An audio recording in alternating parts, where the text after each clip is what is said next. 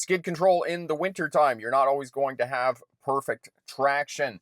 But what gets drivers into trouble the most is getting on the brake when they start to lose control of the vehicle. A locked or spinning wheel always leads. In other words, if you hit the accelerator too much and the wheel begins to spin, the back end or the front end is going to kick out on you.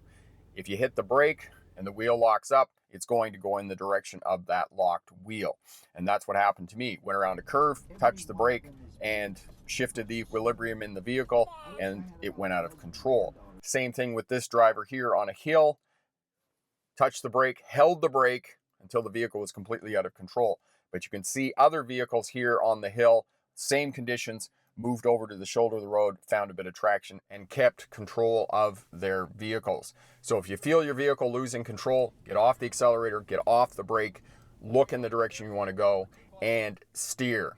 If a crash is inevitable, try to aim for something soft, a fence, a hedge, or something like that. Not rocks or big trees, because trust me, they don't move.